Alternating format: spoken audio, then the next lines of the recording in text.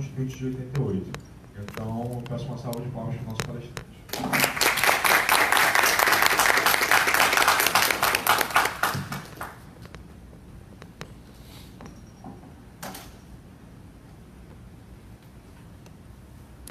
Muito bom dia a todos.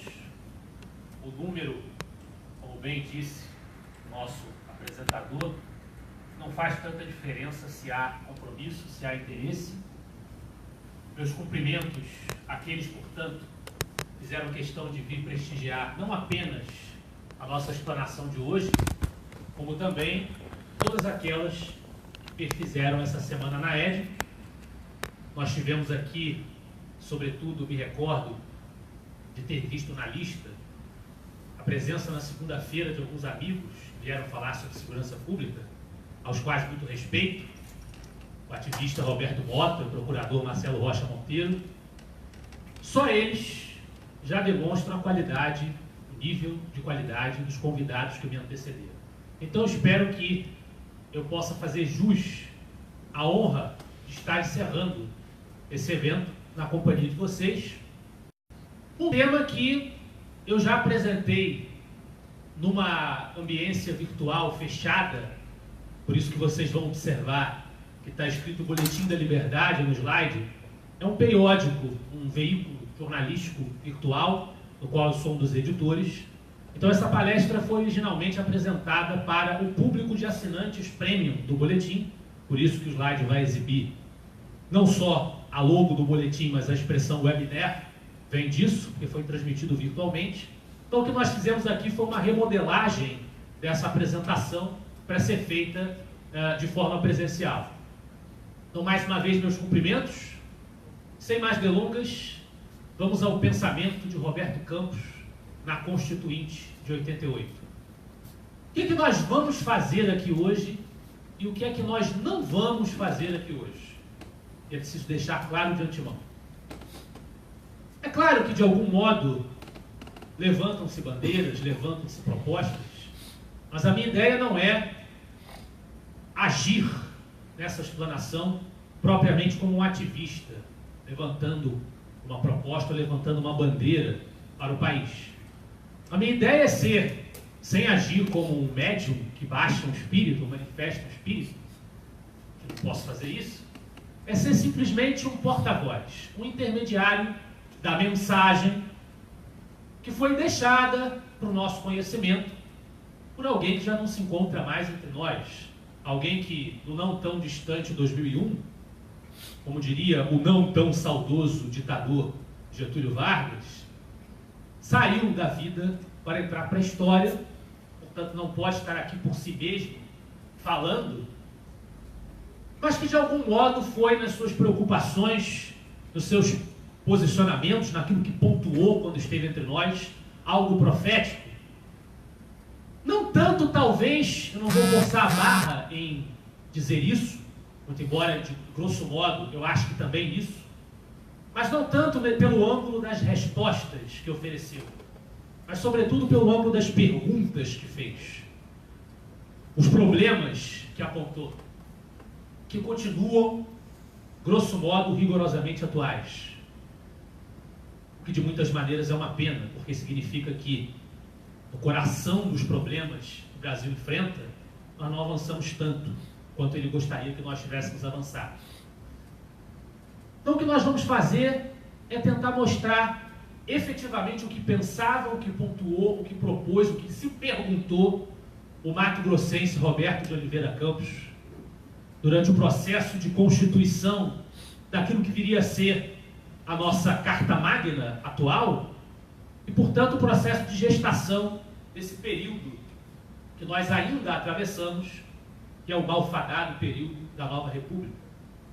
Uma reflexão que se coloca no momento em que o Brasil, pelo menos desde 2013, talvez o surto dessa onda, ela principie nas chamadas jornadas de junho de 2013, e o Brasil experimenta uma sensação de convulsão política, de politização ampla na sociedade, e muitas vozes se levantam para dizer que há entraves que nos obstaculizam o avançar, que nos obstaculizam a aprovação de reformas, de agendas que são providenciais, que são essenciais para que nós possamos dar um salto adiante. E, ao mesmo tempo, vozes de desespero se levantam para dizer que as nossas instituições, os nossos poderes estão pervertidos, estão corrompidos, avançam uns sobre as prerrogativas dos outros, a exemplo do judiciário se pondo a legislar. Vocês, aqui do NAED, a área do direito, certamente se deparam muito com esse tipo de discussão. Então, muitas vezes, mais do que costumava acontecer ao longo dessas últimas décadas, aparece a pergunta: será que esse período, será que essa institucionalidade chamada Nova República, será que isto faliu? Será que isto não tem saída? Isto já está acabado, já morreu e só falta enterrar? Será que ainda há salvação? A situação é tão cataclismítica ou apocalíptica como se desenha? Por que esse desespero? Por que esses entraves se impõem às consciências na contemporaneidade? Então, o que nós vamos mostrar hoje é que, lá atrás, há não tantas décadas assim, quando tudo isso começou, esses problemas já vinham sendo levantados, já vinham sendo apontados. Antes da gente ir para efetivamente o pensamento de Roberto Campos na gestação da Nova República, é importante a gente fazer uma breve apresentação biográfica do nosso personagem, ou melhor dizendo, nosso mentor no dia de hoje, que foi um dos grandes nomes como estadista, como intelectual, como tecnocrata, burocrata. Foi um dos grandes nomes na difusão do pensamento liberal clássico no Brasil. Vão ser levantadas, evidentemente, as objeções de sempre, né? Ah, liberal, mas inventou, participou da criação do BNDE, né? Não era BNDES. Não que a gente deva necessariamente justificar o BNDE hoje, mas esse Szinho, ele geralmente aparece para atrapalhar as coisas, né? Geralmente é assim. O homem que fez ou participou da elaboração do FGTS. E aí os liberais mais estritos levantam esse tipo de objeção à relevância de Roberto Campos, como de tantos outros que desfraudaram bandeiras similares às dele. Mas é preciso entender, e aí, eu já fugindo um pouco do que eu prometi que não faria, levantar bandeiras, né?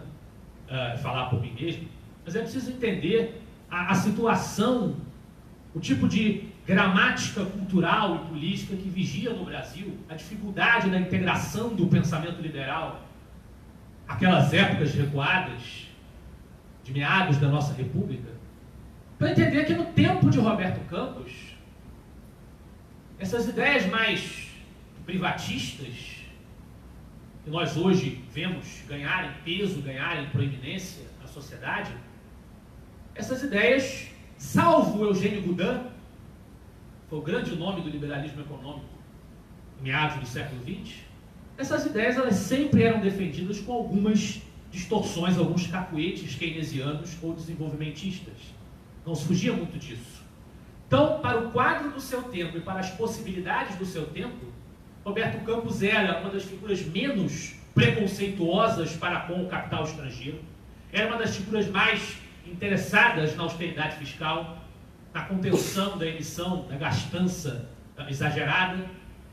Portanto, merece sim ser tratado como essa referência, mesmo antes do seu período de político, que é quando ele se converte de fato às teses hayekianas, se torna um grande discípulo e defensor, divulgador da obra de Hayek, os grandes proeminentes da escola austríaca no Brasil. Esse homem começou a sua trajetória como seminarista, que não era exatamente a vocação dele. A verdade é que Roberto Campos, no campo sexual, era um homem muito ativo e muito desbragado, né? Então não seria o feitio dele seguir a trajetória de sacerdócio, mas ali obteve uma formação clássica e humanista que foi importante para ele constituir a sua erudição mais adiante. Seu caminho, porém, era mesmo o de seguir como economista, como tecnocrata, a expressão que ele usava bastante, e no fim da vida como político. Começou na comissão mista Brasil-Estados Unidos, ainda no governo constitucional do Vargas. Ali a gente tem a concepção do BNDE. Depois, trabalhou no governo Juscelino, o famigerado plano de metas. Não tinha nada a ver com a natureza dele. É um plano extremamente desenvolvimentista e gastador, inflacionário. O Roberto Campos teve uma vida de tensão, vivendo dentro do coração do poder, lidando com os interesses do poder e as perspectivas de pensamento totalmente avessas à sua, que lá vigiam. Não foi diferente no governo JK. Ele teve uma tensa relação com o Juscelino, principalmente quando o Juscelino resolveu romper com o FMI, dar o showzinho dele contra o FMI durante o seu governo. Estava sempre contra essas medidas muito exageradas no campo da emissão da moeda. Foi ministro, então, do governo Castelo Branco, depois de ter atuado na diplomacia no governo João Goulart. Ele foi ministro no governo Castelo Branco, onde implantou, junto com Otávio Gouveia de Bulhões, o PAEG, o Plano de Ação Econômica do Governo, que reduziu drasticamente a inflação. Não vamos entrar aqui no mérito das tensões que houve políticas até na época da implantação do PAEG. Basta dizer que ele se notabilizou pela sua implantação, inclusive com todos os limites que possa ter. O PAEG chamou a atenção de economistas até lá do outro lado do mundo. Coreia do Sul, há registros disso, os economistas sul-coreanos se inspiraram na perspectiva e nas atitudes de Roberto Campos e Bulhões durante a implantação do PAEG, para começar a promover as transformações que galgaram, catapultaram a Coreia do Sul ao posto que ela conseguiu assumir depois. Infelizmente nós mesmos abandonamos as boas receitas. E aí, nos albores dos anos 80, ele resolve encampar a sua causa de uma outra maneira, tornando-se ele próprio um porta-voz, um ativista no âmbito parlamentar dessa causa, que era a causa liberal, a causa privatista, a causa que ele entendia ser aquela que os clamores do tempo reivindicavam para serem impostas, uma modernização e uma prosperidade econômica. Essa é a biografia, grosso modo, desse mato-grossense liberal. Mas nós, como nós dissemos, vamos nos concentrar no seu processo de contestação ao berço da nova república. E para reconstruir o seu pensamento nesse período, é preciso voltar um pouco aos anos 60, quando ele começa a sua atuação no Ministério do Governo Militar. É claro, ninguém aqui, como eu disse, está levantando bandeiras, então eu vou tentar ser o máximo possível fiel ao que ele efetivamente pensava. Está aberto o pensamento, em todos os seus aspectos, às críticas, ao juízo crítico de cada um, como não pode deixar de ser, quando a gente está falando de reflexões sobre o nosso país. Mas o fato é que o Roberto Campos, nos anos 60, como quase toda a sociedade, as lideranças civis, políticas daquele tempo, entendeu que a situação que se impunha ao país pelo governo João Goulart era uma situação periclitante, uma situação caótica, de esgarçamento da tessitura social, tanto pelo ponto de vista da crise inflacionária, que se impôs sempre esse problema da inflação, quanto pelo ponto de vista do beneficiamento que João Goulart fez aos comunistas na ocupação de postos, inclusive empresas estatais, e principalmente pela quebra da hierarquia das Forças Armadas, o que era muito delicado num país, infelizmente, com uma democracia imatura, estava constantemente sob a ação dos militares no processo político. Intervenções se sucediam, umas mais moderadas, outras menos. Então, a quebra da hierarquia nas Forças Armadas, qualquer coisa que prejudicasse as Forças Armadas, encarniçava os ânimos naquele momento. Então, Roberto Campos entendia, como muitos do seu tempo, apesar de estar atuando como burocrata, como diplomata no governo João Goulart, ele entendia que alguma coisa precisava ser feita dentro do caos da convulsão da Guerra Fria, que aquele governo precisava se encerrar. Então, Roberto Campos não opôs resistências ao movimento de 31 de março de 64, todos sabemos, acabou dando início mais adiante a um regime militar de longa duração, 2 décadas. E naquele momento, e a bem dizer, até o fim da vida, nos roda-vivas da vida, em que o Roberto Campos participou, ele continuava mantendo a mesma posição. Dizia ele que o regime militar, que começou naquele momento, era um autoritarismo de transição. E a gente pega o pensamento de alguns intérpretes do pensamento brasileiro, como Vanderlei Guilherme dos Santos, Oliveira Viana, e vão falar de uma figura chamada autoritarismo instrumental, que seria a ideia de que o Brasil não experimenta uma sociedade liberal democrática avançada, e que para se chegar a esta suposta sociedade liberal democrática avançada seria preciso fazer uso de mecanismos autoritários. Isso acaba sendo um pouco contraditório, acaba, de certo modo, não dando muito certo, a receita não dá muito certo, mas estava na cabeça de muita gente naquele momento.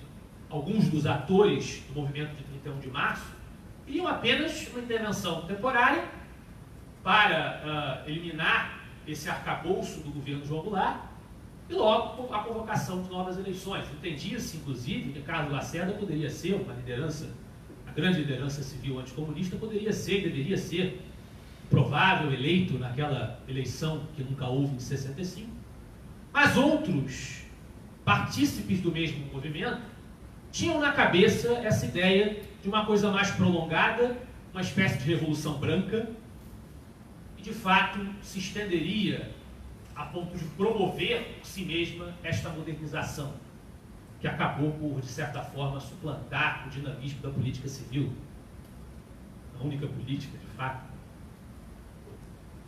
Mas, de qualquer modo, Roberto Campos, naquele momento, entendeu que a saída era ou os anos de chumbo ou os rios de sangue.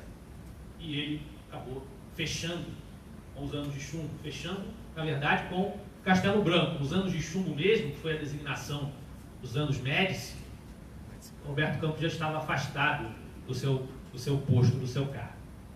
Então entendeu que era necessário encerrar o caos que se instalava, fez críticas, por exemplo, à UNE, como vocês podem ver a citação direto de A Lanterna na Popa, que é a obra de onde vem a inspiração para toda essa conversa que nós estamos tendo hoje, que ele expressa não apenas as suas memórias da sua trajetória pessoal, mas faz uma verdadeira análise crítica da sociedade, da economia do Brasil, em meados do século XX.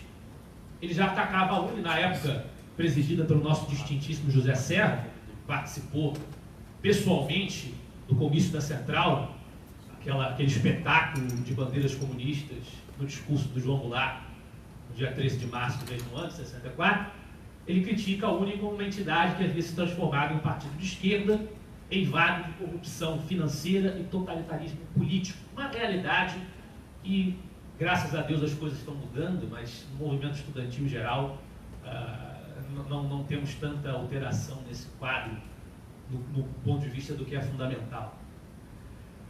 A ideia de Roberto Campos, como de Castelo Branco, que foi o presidente sob o qual ele foi ministro, presidente que o chamou, essa história é interessante porque mostra que quaisquer que sejam as críticas que mereça Castelo Branco, que foi um herói de guerra, participou dos esforços de guerra do Brasil na Segunda Guerra Mundial, Castelo Branco tinha uma visão de que era preciso fazer certas coisas, podiam não ser simpáticas, e o que era necessário que faria mesmo às custas da própria popularidade.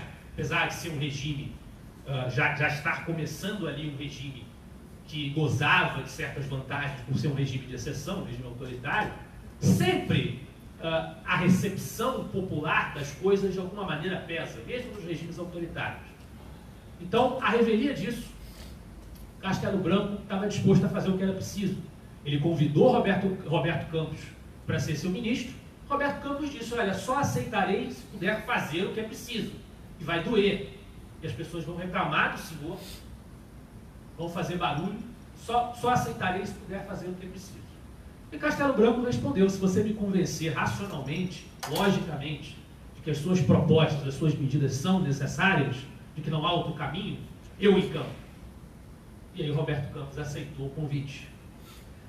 A verdade é que Castelo Branco, esse que foi um dos personagens da nossa política, que o Roberto Campos admirou até o fim da vida, até pelo contato próximo que tiveram, pelo trabalho que desenvolveram juntos, Castelo Branco entendia que ele era da cabeça mais moderada daquele momento, da cabeça que não pensava propriamente na Revolução Branca, dentro do movimento militar, civil-militar de 64, o Castelo Branco entendia que aquela intervenção ela deveria ser limitada, temporária, tanto quanto possível, e assim que fosse viável, as eleições deveriam ser convocadas.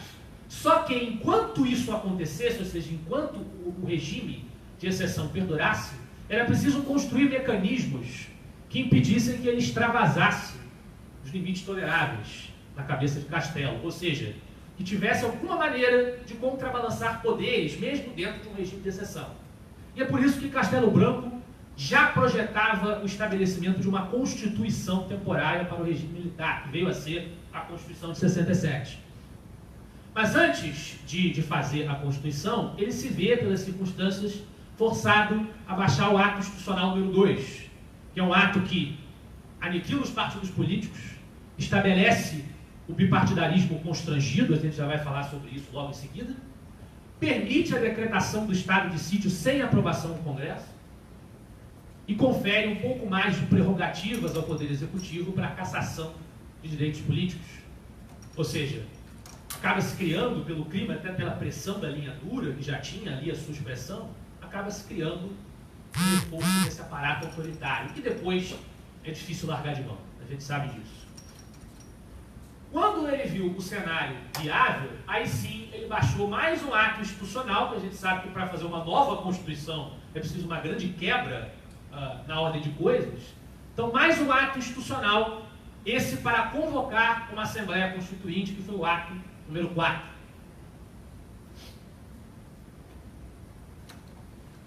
E aí, para entender um pouco o quadro político partidário naquele momento, e também as críticas que Roberto Campos vai fazer mais adiante, é interessante observar o esquema que Roberto Campos monta no livro sobre como foi o sistema partidário do Brasil ao longo daquele período, começando pela República de 46, a chamada República Nova. Usualmente a gente só inverte a ordem dos fatores, a República Nova de 46 até 64 e a Nova República de 85, 88 até hoje. Eu gosto de dizer que há um subperíodo, que seria o período petista, que para mim tem características próprias, mas grosso modo é a Nova República. Ele começa então na República de 46 apontando o que ele chama de pluripartidarismo inorgânico. Por que inorgânico? O que quer dizer essa inorganicidade? Embora a gente tivesse em formação naquele período partidos com uma certa identidade, que apresentavam nacionalmente uma certa cara, uma certa coesão, as pessoas sabiam o que era a UDN, as pessoas sabiam o que era o PSD, as pessoas sabiam o que era o PTB, havia algo em formação, lideranças em formação naquele período. Não obstante isso, já vigorava, começou a vigorar a partir da Lei Agamenon, quando o governo ditatorial do Vargas termina, uma coisinha chamada voto proporcional. Para quem não sabe, antes disso, na República Velha e no Império, o Brasil tinha voto distrital. Começa a vigorar uma coisinha chamada voto proporcional com coligação. Então, meus amigos, localmente, regionalmente, ninguém queria saber o que era PTB, o que era o DN. Muitas vezes o DN e o PTB se coligavam, se juntavam para puxar voto, para eleger candidato. Então isso já desconfigurava a cara daqueles partidos. É por isso que o Roberto Campos fala em pluripartidarismo inorgânico. Né? O regime militar, com o ato 2, estabelece um bipartidarismo constrangido. Proíbe-se a criação de partidos novos. Tentou-se até fazer durante o regime militar a chamada Frente Ampla, foi uma tentativa do Carlos Lacerda, junto com seus antigos inimigos mortais, Juscelino Kubitschek e o próprio João Goulart, de tentar fazer um partido que forçasse a volta às eleições livres. Né? Foi uma tentativa malfadada. Logo depois baixou-se o AI-5, o Carlos Lacerda foi cassado, porque oficialmente eram permitidos apenas o MDB e a Arena. Não é justo com os políticos da época dizer que era simplesmente uma palhaçada, que os MDBistas eram todos vendidos à Arena, como as pessoas falam. Havia até fortes discussões no Congresso, apesar do regime de exceção, quando o Congresso estava funcional. Né? Mas o fato é que aqui no Rio de Janeiro mesmo a gente tem, por exemplo, o governo Chagas Freitas, que era um governo MDBista, mas relação extremamente deferente ao sistema militar. Então era um sistema em que esses partidos também não tinham cara, porque era simplesmente contra e a favor do governo. Você não tem que ter um programa, você não tem que ter uma agenda, você não tem o partido mais liberal e mais conservador, que era o UDN, o partido mais desenvolvimentista e oligárquico, que era o PSD, o partido trabalhista, que concentrava a esquerda, que era o PTB. Você não tem mais isso. Você tem contra e a favor os militares e acabou. Então, imposto de cima para baixo, era um bipartidarismo constrangido. Roberto Campos até tinha, já adiantando isso, uma simpatia pelo bipartidarismo, olhando para o modelo americano, onde você tem com grande força o Partido Republicano e o Partido Democrata, mas uma diferençazinha do que os militares fizeram. Os partidos poderiam ser livremente criados. Eles só teriam limitações na representação dentro do parlamento, pela penetração que tivessem na sociedade. E aí o Roberto Campos acreditava que, naturalmente, duas forças acabariam se destacando. No regime militar, essa liberdade não existia. Em seguida, a partir de 79, quando começa o esforço da distensão do Geisel, distensão lenta, gradual, abertura lenta, gradual e segura, que o Roberto Campos dizia, sobretudo lenta, né? Começa a haver disputa regular. Os partidos já podem ser criados, você tem uma explosão, o PT, captando aí o sindicalismo, a teologia da libertação, a intelectualidade orgânica, para usar uma expressão gramsciana. Você tem o PTB volta, aí tem a disputa do Brizola com a família do Vargas para ver quem vai comandar, o MDB vira PMDB, que agora voltou a ser MDB, porque parece que as pessoas acham que você mudar o nome vai apagar tudo, né? Vai mudar a cara todinha. Não é bem assim. A Arena virou PDS, depois tem o PFL. Cria-se uma profusão de partidos, mas é uma disputa regulada. Por quê? Porque o aparato militar permanece, né? Ainda não acabou o regime militar. Quando ele termina, e aí você tem a Constituição, que o Roberto Campos vai metralhar, que é o nosso tema de hoje de fato, você tem um multipartidarismo caótico, que a gente vai detalhar ao final da nossa conversa, que faz parte da crítica dele ao regime, a esse regime da Nova República. É interessante, voltando a 67, quando tem a Constituinte, que ela foi mesmo uma Constituinte. Roberto Campos faz questão de frisar isso. Apesar das limitações naturais no ambiente militar, no ambiente de regime militar, você tem limitações. Por exemplo, quando você teve o golpe militar de 1889, que impôs a República, evidentemente que os constituintes não poderiam discutir uma monarquia. Há limitações que são impostas pela força revolucionária, pela força extralegal que impõe o novo regime. Evidentemente, no regime militar não seria diferente, havia limitações. Mas Roberto Campos destaca que houve discussões acerbas na Constituinte de 67. Então ela foi, de fato, um ambiente de debates e discussões que consagrou, apesar do elemento autoritário que institucionaliza a Revolução de 64, ela consagrou algumas características interessantes. E aí o Roberto Campos transcreve uma citação de Luiz Viana Filho, em que ele comenta uma característica interessante da Constituição de 67, que foi a sua severidade anti-inflacionária. O Roberto Campos, citando Viana Filho, lista, por exemplo, que a Constituição, no momento em que a tecnocracia econômica, como ele e Bulhões se preocupava com a redução da inflação, você tinha a proibição do aumento de despesas por iniciativa legislativa, de investimentos sem preparação de projetos e especificação de fontes de receita.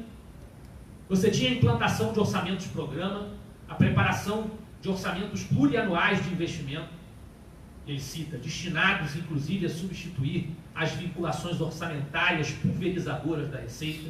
Então você tem uma série de medidas na Constituição com esse propósito de conter a inflação, de segurar a emissão exagerada de moeda e consagrar a austeridade fiscal. Porém, no Brasil, na América Latina, o Roberto Campos também destaca isso, a gente tem um hábito muito ruim de que as constituições não valem, né? E num regime militar, em que os governantes mandavam pelos atos institucionais, tanto pior. O que aconteceu foi que esta severidade anti-inflacionária, ela acaba sendo contrabalançada na prática. O Roberto Campos também cita, é escusado dizer que essa severidade permaneceu uma utopia. Os orçamentos foram cada vez mais frouxamente planejados e piormente executados. Anos depois, ele diz, assistiríamos ao lançamento de vários megaprojetos, né? A onda desenvolvimentista volta com tudo, de execução plurianual, sem observância das normas de orçamentação prévia. Foi o caso dos grandes projetos rodoviários, como a Transamazônica, a Perimetral, na era Médici, ou do programa de energia nuclear, na era Geisel. E, ao mesmo tempo, no próprio ambiente da Constituinte, você tinha também as emendas que Roberto Campos chama de antidarwinistas. Ele faz uma analogia, um pensamento de Charles Darwin, a questão da revolução, a seleção natural, dos mais aptos, né? Com o mercado, com até um dinamismo mercadológico, vamos dizer assim, na máquina pública. Ele diz que isso foi enfrentado, isso foi contido por emendas, tanto no campo burocrático, como emendas que estabeleciam a efetivação de interinos, a vitaliciedade de cátedras e cartórios, restrições aos naturalizados no acesso a cargos públicos, ou seja, tudo o que era possível fazer para manter as mesmas pessoas dentro dos mesmos cargos, nas mesmas instâncias da máquina pública. E, de outro lado, um antidarwinismo econômico. Embora houvesse na Constituição a severidade anti-inflacionária, por outro lado, ampliou-se a área de monopólios estatais, restringiu-se a concorrência estrangeira, aumentou-se o privilégio para empresas do Estado. Ou seja, se você ganha de um lado, acaba não ganhando muito porque não vigorou, né? De outro você perde. Ele cita dois exemplos, que é a discussão dele com Afonso Arinos, que era um grande udenista, mas que, aliás, as contradições da nossa república, o UDN, que era o partido que tinha o maior núcleo liberal na época, nas suas dependências partidárias, no entanto, foi graças a um parlamentar da UDN, Olavo Bilac Pinto, que o monopólio do petróleo foi estabelecido. Eles chamam de ser liberal, mas tinha alguns setores assim, estratégicos, né? Aquele discurso que até hoje continua, não vamos tocar.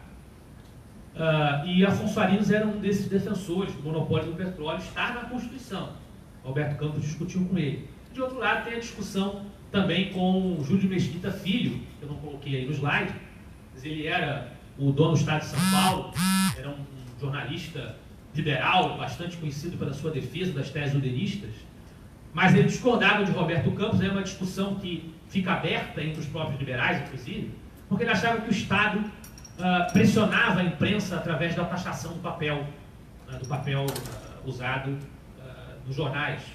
Ele queria que a Constituição isentasse o jornal de impostos. O Roberto Campos falava, olha, é um privilégio que vocês vão ter como setor e eu acho que não deve estar na Constituição. Nas duas coisas, no papel imprensa e no monopólio do petróleo, o Roberto Campos foi derrotado. Mesquita Filho e Afonso Arinos vence. Estava na Constituição de 67. Estava lá esse conjunto de medidas. Ele diz, não consegui excluir da Constituição nem a menção à isenção de impostos para o papel de imprensa, nem o monopólio do petróleo, tornando-se assim a nossa Constituição ridiculamente mercadológica, ridícula do ponto de vista do mercado. Isso viria, aliás, a ser piorado mais tarde, pois a Constituição de 88, aí, mais uma vez já antecipando o nosso foco, expandiria o monopólio da pesquisa e lavra para cobrir 5 outros aspectos da atividade petrolífera. Tudo isso na Constituição. E aí a gente lembra o general Horta Barbosa, que era um dos grandes nacionalistas, defendia esse monopólio, que o Lacerda chamava de nacionalista bananeiro, e o Roberto Campos concordava com essa qualificação. E são figuras que defendiam um tipo de mentalidade para quem tudo para existir, para estar no campo da realidade, no campo da funcionalidade, tem que estar sob as asas, sob a tutela, sob o comando da mão do Estado. Uma parte importante e problemática da nossa formação patrimonialista. Roberto Campos já atacava. A gente vê também um outro exemplo, já antecipando também, a Constituição de 88 nos dá o direito ao meio ambiente ecologicamente equilibrado. Como que ela vai garantir esse direito, ela não diz. Bom, por aí a gente já vê, já nos anos 60, nesse final dos anos 60, que a cabeça do Roberto Campos já é uma cabeça, apesar de todas as críticas que se fazem a ele nesse período, críticas dos liberais, ela já é uma cabeça, vamos segurar a moeda, vamos segurar, inclusive, quando o governo Castelo Branco termina, o presidente seguinte é Costa e Silva, existe um certo esforço por apagar o que foi feito antes, porque ninguém quer se ligar às medidas antipáticas do Castelo Branco. O ministro que entra no lugar dele é o Hélio Beltrão. O Hélio Beltrão já assume fazendo um discurso de nós temos que ser um pouco mais generosos com os empresários, né? E o Costa e Silva, conversando com o Roberto Campos diz para ele assim: presidente, ao menos mantenha, sei que também isso vai gerar discordância entre os liberais, os austríacos contra o Banco Central, mas enfim, pelo menos mantenha a independência do Banco Central, porque o Banco Central é o guardião da moeda. O Roberto Campos pede a Costa e Silva. O que Costa e Silva responde para Roberto Campos? O guardião da moeda sou eu. Por aí vocês veem a cabeça que começou a vigorar. O Roberto Campos já resistia a esse tipo de mentalidade. E aí vem a parte que realmente nos interessa. No capítulo do livro, Tornando-me um Policrata, policrata significa uma mistura de político com tecnocrata, porque como político, Roberto Campos nunca conseguiu, inclusive ele achava isso, em parte, uma das suas deficiências, porque ele não tinha tanta habilidade, ele não achava que tinha tanta habilidade para propagandear as suas teses, embora ele até dizia, quando ele enfrentou Lacerda, os dois brigaram no governo Castelo, Lacerda era muito superior nesse aspecto, mas ele conseguiu, em alguns aspectos, dobrar o Lacerda. Foi um dos únicos, talvez, que tenha conseguido isso. Quando Roberto Campos se elege senador em 1982, antes, portanto, da Constituição, esta fase que vai conversar com o nosso período atual, que vai trazer as questões que cabem para o nosso período atual. É quando ele se torna essa figura que ele chama de policrata. No seu primeiro discurso, já na posse, em 1983, Roberto Campos vai trazer o que ele pensa ser a tônica das bandeiras que ele pretende defender no parlamento. São esses pontos aqui. Os dois primeiros são o que ele chama de tendências patológicas da mentalidade política brasileira, e os 4 últimos são as ilusões que precisam ser contrabalançadas para que essas tendências patológicas sejam combatidas. E vice-versa. As tendências patológicas têm que ser combatidas para que as ilusões se dissipem. A primeira das tendências patológicas é a ambivalência. Significa o seguinte: eu quero chegar a algum lugar, eu quero atingir o meu objetivo, mas fazer por onde para chegar lá, usar dos agentes, dos meios, dos sacrifícios necessários para chegar lá, aí já é outra história, aí já não estou interessado. É o que o Roberto Campos chamava de teoria do contanto que, né? Mais à frente ele vai falar também na cura e dolor da inflação sobre isso. É a teoria do contanto que, né? E tudo bem, eu aceito combater a inflação, aceito conter a emissão de moeda, contanto que aquela verbinha que a minha empresa recebe, ou aqueles apaniguados que eu tenho no meu ministério, na minha secretaria, né? Aquele orçamentozinho que a gente separa para fazer a nossa festinha, contanto que aquilo ali não seja tocado, ok, eu concordo, a gente tem que combater a inflação. Daí não se sai do lugar.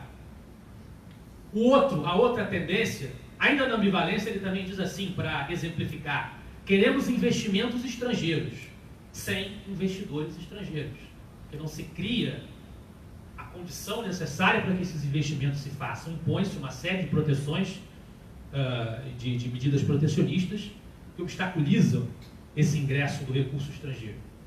A outra tendência é a tendência escapista. Roberto Campos define como a contínua busca de demônios externos para explicar a incompetência interna. Nosso problema são os ingleses. Nosso problema são os americanos. São os monstros neoliberais devoradores de criancinha das multinacionais. Esta é a segunda tendência que entrava qualquer agenda saudável para a nossa economia. Com base nessas duas tendências doentias, aparecem as 4 ilusões. A ilusão da ilha de prosperidade significa o seguinte: isso sobretudo num tempo dele, que era um tempo de hiperinflação, as pessoas diziam o seguinte: a inflação é muito chata, a inflação é muito ruim, mas dá para viver com ela, vamos levando adiante, vamos tocando barco, né? Remendando aqui a colar, não precisamos de reformas estruturais, segue a vida. É um pensamento um tanto quanto, no mau sentido da palavra elitista, porque quem perde o poder de compra e vai sofrer mais são os mais pobres, com essa situação se perpetuando. Poderíamos viver numa ilha de maravilhas sobre um mar de recessão. A cura indolor da inflação é a teoria do contanto, que eu já falei. Terceiro ponto é a ilusão transpositiva, que Roberto Campos define como a esperança de que, pelo subvencionamento de certos preços críticos, se consiga, de um lado, proteger o consumidor e, de outro, conter a onda inflacionária. Mas a verdade, diz ele, é que se os subsídios são financiados pela emissão de moeda ou pela expansão da dívida pública, perde-se pela inflação o que se ganha pela subvenção. E a última é a ilusão distributiva. Aumentos mágicos de salários, por exemplo. Como Getúlio Vargas chegou a prometer, João Goulart também, vamos aumentar em tantos por cento, 100% do salário. Como se fosse assim, a caneta se impusesse à realidade.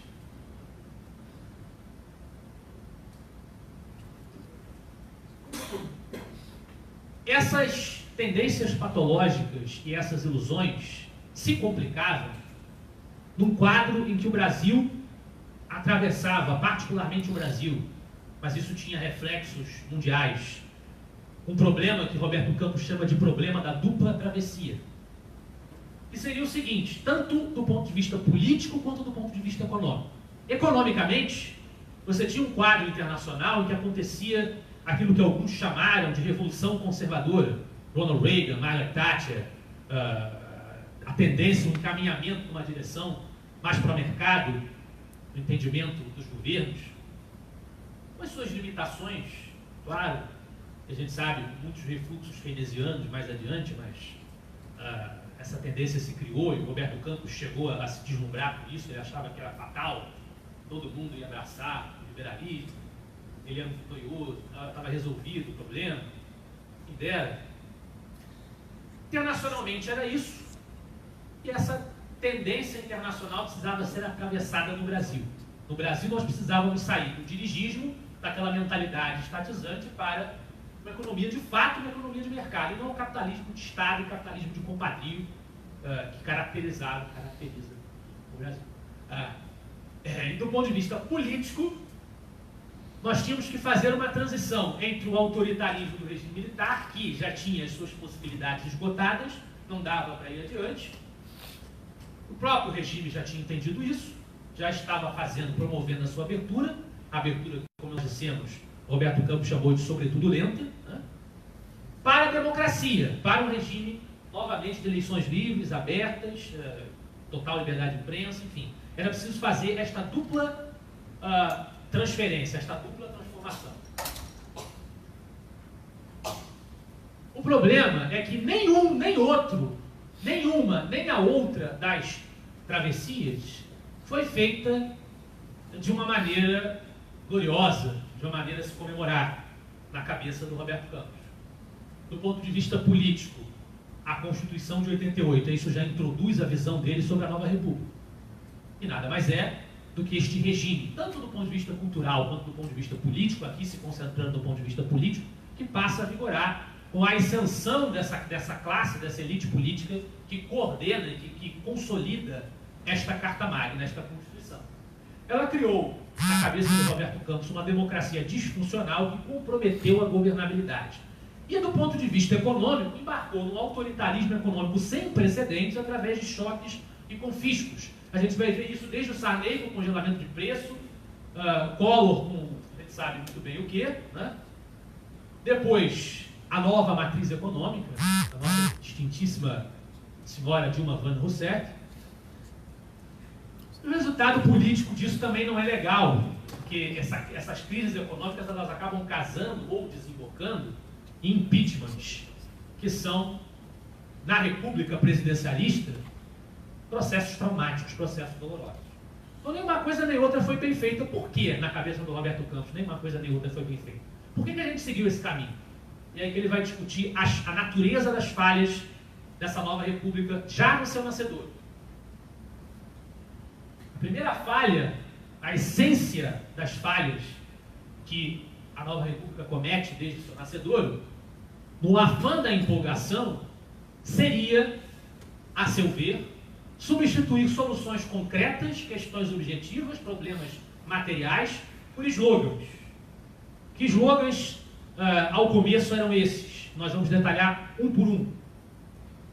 Nada mais, nada menos, Roberto Campos se volta contra nada mais, nada menos que as diretas já e a Constituinte já. As duas bandeiras que foram encampadas por um amigo dele, se tornaram amigos, mas que representavam o avesso do seu pensamento, que era Ulisses Guimarães, o senhor diretas, o homem que fez um discurso com a Constituição em punho, dizendo: esta carta estabelece a cidadania. Né? Roberto Campos vai contra tudo isso. E ele observa que, enquanto esses slogans eles se consolidam, eles ganham penetração na classe pensante, na sociedade, há um certo silêncio sobre a necessidade da travessia econômica.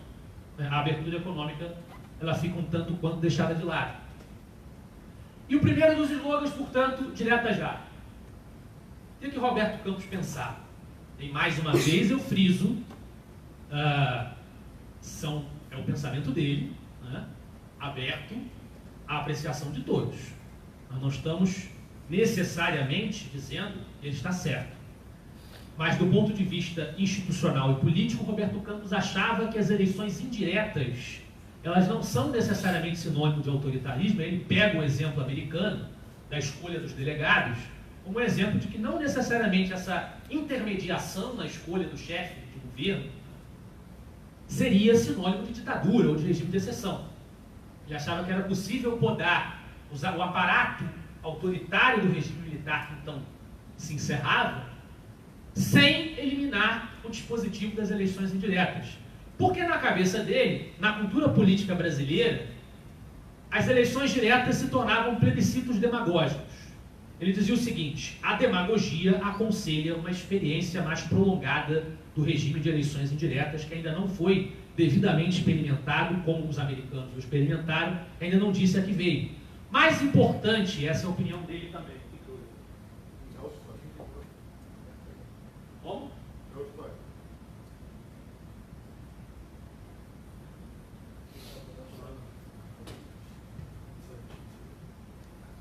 Bom, eu vou falando. Então, mais importante do que de pronto colocar todo mundo para decidir, do que de pronto abrir as eleições diretas, era preparar as instituições para absorver a participação popular na política. Então ele achava que as eleições diretas ainda eram um caminho a ser experimentado, a ser testado, e que, no entanto, se o presidente que saísse desse processo não agradasse a população, né, era possível também um referendo plebiscitário para destituí-lo, para avaliar a sua aceitação ou não, uma vez que ele tenha sido eleito. Isso poderia ser analisado no futuro. Na cabeça do Roberto Campos, esse era o caminho. O movimento das diretas já, imediatas, agora para ontem, que entusiasmava as massas naquela época, me parecia apenas o arroubo dos que sonham com soluções formais, dispensando-se de viajar ao âmago das coisas. A explosão demográfica, a explosão inflacionária, o gigantismo estatal, a epilepsia das regras do jogo econômico e político. Em vez de olhar para tudo isso, concentrou-se apenas direta já. E aí o Roberto Campos desenvolve a sua teoria do que poderia ser uma solução para os impasses institucionais que o Brasil atravessa em toda a sua história republicana. Porque se nós olharmos para a nossa história republicana, na verdade houve várias repúblicas, não houve uma só. A gente começa com a República da Espada, depois a gente tem a República Oligárquica do Café com Leite, que não era esse período de tranquilidade institucional que as pessoas às vezes pensam, era um marasmo de fazendeiros e bacharéis. Não era bem assim. O regime recorreu à força muitas vezes para perdurar. E houve as revoltas tenentistas, quando a sociedade começou a se incompatibilizar com aquele sistema. Tudo termina com ação militar, aí vem governo provisório, Vargas, queridinho Vargas, não convoca a Constituição nenhuma, tem uma revolta em São Paulo, depois tem uma Constituição em 34, que ele também vai rasgar, aí vem uma ditadura, aí vem a República de 46, aí vem o regime militar e vem a nova República. Nunca há uma continuidade institucional. Essa ordem nunca se estabelece. Sempre há impasses que, de alguma maneira, colapsam o regime e se estabelece. E o Roberto Campos vai tentar descobrir por que isso acontece, por que a gente não acerta esse caos. Vale dizer aqui, com todo o respeito, a devida vênia, aos nossos amigos monarquistas, que há muitos hoje, o movimento cresce no Brasil, Roberto Campos não era monarquista. Portanto, a solução que ele vai tentar encontrar é uma solução que não necessariamente resgata a figura do imperador, não necessariamente resgata o sistema do segundo reinado, que foi, é preciso reconhecer, com o poder moderador, podando o poderio das facções que assumiam o comando da máquina política, foi o período mais estável na sua duração. Quase 5 décadas de regime monárquico estabelecido, sem perturbações, sem se desfazer. Então havia ali alguma coisa que, embora o Roberto Campos ele não fale muito claramente disso no texto dele, ele me parece ter pensado, ter olhado para aquele período também e tentado transplantar características da monarquia, do segundo reinado, para dentro de um regime republicano. Quando ele vai dizer, para vocês verem que isso não é novidade nenhuma, ele vai dizer que talvez melhor para o Brasil do que um parlamentarismo puro, que era algo que também se propunha à época, talvez melhor para o Brasil fosse um sistema semi-presidencialista, que algumas lideranças hoje levantam, querendo passar esse sistema sem consulta popular, sem perguntar às pessoas, né? Que hoje eu acho um pouco questionável, para dizer o mínimo. Acho que há condições da gente fazer um debate mais amplo na sociedade sobre isso. Mas se levanta hoje uma receita que, de certa maneira, Roberto Campos já levantava em 88. O que ele diz? O ideal que precisa ser encontrado é um sistema em que os poderes se contrabalancem e em que a chefia do Estado, ou seja, a representação do Estado-nação, a representação do país, ela não seja arranhada, ela não seja perturbada pelas crises do governo, da gestão.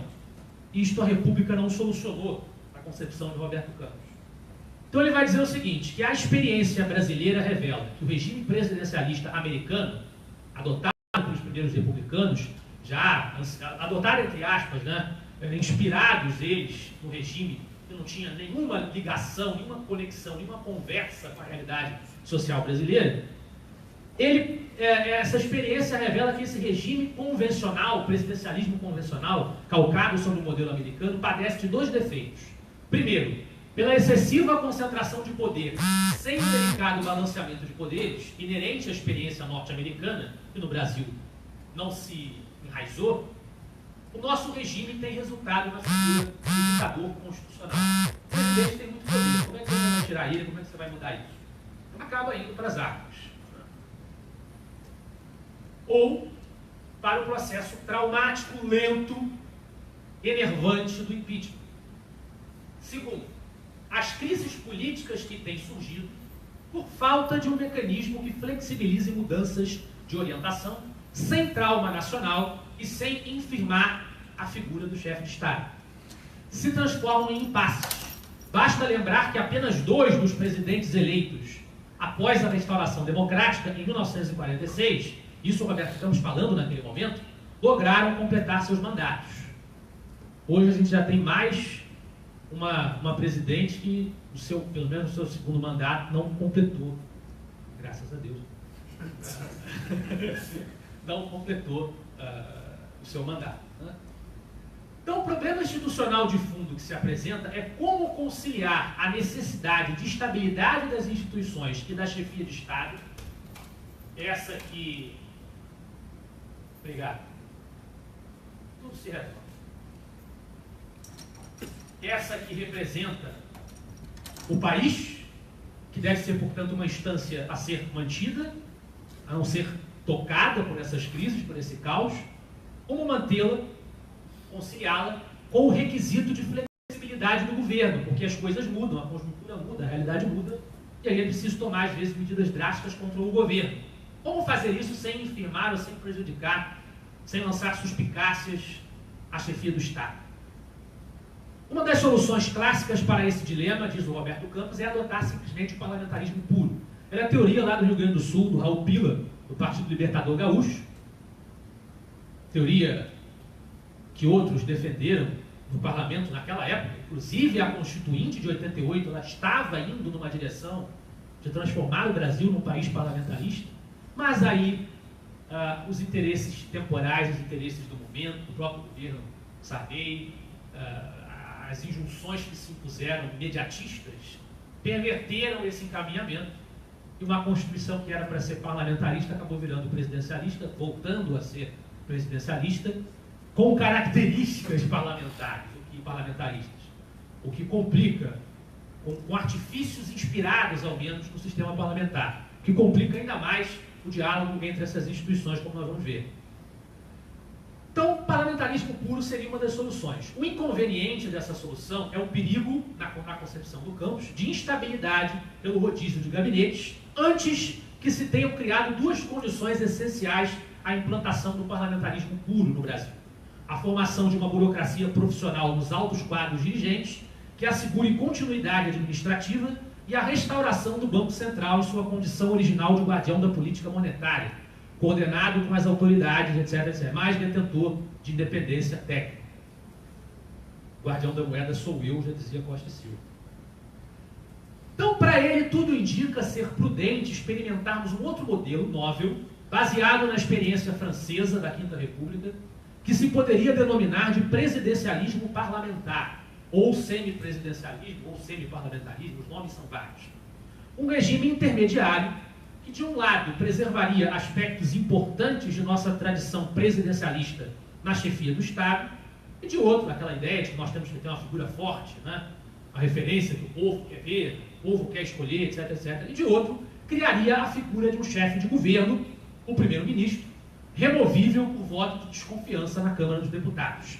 Evitaríamos o perigo de instabilidade excessiva de gabinetes mediante contrapesos estabilizadores. Aí o Roberto Campos, de certa maneira, dilui, a gente poderia especular e dizer isso, ele dilui o que seria o poder moderador de Dom Pedro II, dilui entre os poderes. Então ele coloca: a Câmara dos Deputados poderia derrubar o primeiro-ministro e, consequentemente, o gabinete, mas o presidente da República, que é o chefe de Estado, desde que transcorrido um ano de mandato legislativo e somente após a destituição de 2 gabinetes, poderia usar a opção de dissolver a Câmara dos Deputados, convocando novas eleições legislativas. O Senado Federal, que representa os estados federativos antes que a população, não estaria sujeito à dissolução, mas em compensação não teria o poder de remover o gabinete por voto de desconfiança. Manteria suas funções tradicionais e seria um fator de continuidade política e institucional. Então, na cabeça do Roberto Campos, conseguiria-se com isso a separação entre a figura do chefe de Estado, o presidente da República, e o chefe de governo, o primeiro-ministro, aquele, o presidente, eleito por voto popular em duplo escrutínio, como ainda é, e este, o primeiro-ministro, designado pelo presidente da República, mas removível por voto de desconfiança da Câmara. Designado por quê? No parlamentarismo monárquico brasileiro, a nossa versão do parlamentarismo do Império, era Dom Pedro quem indicava o presidente do Conselho de Ministros, quando o regime evoluiu para uma direção mais a inglesa, porque antes não tinha nem presidente do Conselho, era um ministério do imperador e acabou, né? Na época de Dom Pedro I. A Dom Pedro II faz essa mudança, que não está na Constituição de 1824, e cria-se esse dispositivo do presidente do Conselho de Ministros, uma direção mais a ser a figura do primeiro-ministro. Era o imperador que indicava. No caso aqui não há imperador, então o presidente indica. No parlamentarismo puro, a Câmara mesmo elege o primeiro-ministro. Né? Aqui não, aqui ele indica. Então o presidente tem uma certa proeminência, ele é que indica o chefe de governo, mas o chefe de governo é outro. E sendo removido, não necessariamente infirma o chefe de Estado. A outra das duas bandeiras, dos dois slogans, das duas máximas, era a Constituição já, Constituinte já.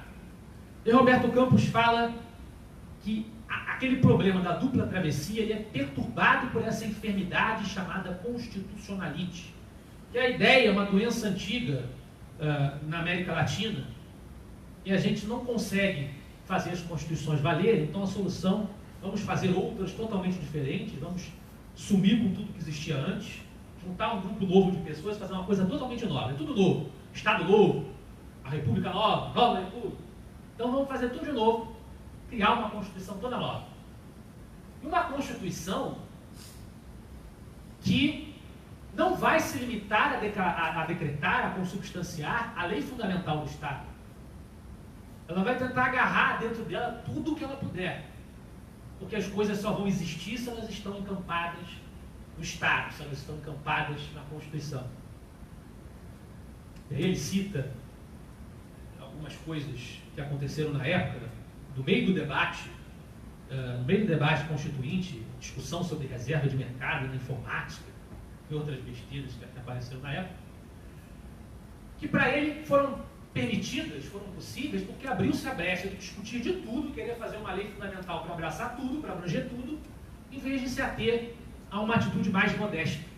Para ele seria suficiente podar aspectos autoritários da Constituição Militar de 67, sem sobrecarregar a transição democrática, que já era um problema difícil, de uma dupla travessia complicada, com a tarefa adicional de uma reformulação completa da ordem jurídica.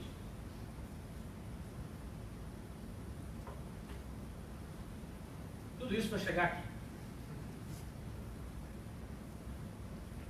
A nossa querida Carta Magna, nossa querida Constituição. Quais são os males que esse cenário de afobação, esse cenário de slogans predominando, esse cenário de uma dupla travessia que não foi feita como poderia ser, quais são os males que isto estabeleceu para a Carta Magna da Nova República? Em primeiro lugar, o seu caráter de uma Constituição dirigente ou prescritiva é uma Constituição que exibe um excesso de normas programáticas materiais. Você tem uma Constituição, Roberto Campos cita alguns exemplos virtuosos na concepção dele. O britânico, que é uma Constituição que conversa com as tradições do próprio país. A Constituição americana, que teve poucas emendas, que é uma Constituição que permanece na sua dimensão reduzida até hoje. As Constituições japonesa e alemã, que foram colocadas à força depois da guerra, que também, na concepção deles, são mais modestas, são melhores. Enquanto que, no nosso caso, nós quisemos fazer uma Constituição, pelo amor de Deus, falando de esporte, de lazer, tratamento de indígenas, comunicação social, tecnologia, uma Constituição que fala do meio ambiente, como eu disse ao começo, garantindo o meio ambiente equilibrado. Você folheia a Constituição do Brasil, fica pasmo com tantos tópicos que ela aborda que não tem nada a ver com a lei fundamental do Estado.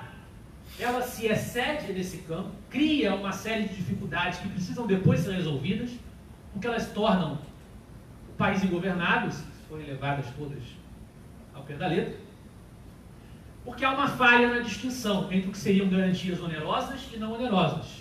As garantias não onerosas são aquelas que têm que estar na lei fundamental do Estado, garantia dos direitos individuais, liberdade de expressão, por exemplo. Enquanto nós colocamos na Constituição o direito a coisas que precisam, claro, até para as garantias não onerosas, já que você está propondo garanti-las através de uma lei, através de um Estado, eu não vou aqui entrar no mérito do pessoal anarcocapitalista, né, que acha que o Estado tem que acabar. Já que a gente está falando de Estado, há um gasto para o próprio Estado se manter, há impostos. Mas você não gasta objetivamente para ter a liberdade de expressão. Agora, para você ter lazer, para você ter desporto, né, ciência, tecnologia, há um gasto, uma garantia onerosa, a Constituição garantir que aquele dinheiro vai existir, que aquele recurso vai existir. Né? Há uma diferença entre essas coisas. Então, na cabeça dele, a Constituição de 88 se excedeu em abraçar garantias onerosas, deixou, não que ela tenha feito um mau trabalho nas não onerosas, mas ela se excedeu demais nas onerosas. E ela criou defeitos políticos, porque ela não resolveu o problema que nós acabamos de apontar da questão da chefia de Estado com a chefia de governo. A potencialidade de impasses permanece. E também porque, como ela teve aquele desvio presidencialista num caminho que era parlamentarista, ela criou o que o Roberto Campos chama de um sistema híbrido de governo. Uma das medidas que passou a ser usada na cabeça dele em excesso, na medida provisória, seria uma inspiração parlamentar. E também criou um sistema promiscuísta, ele falou que...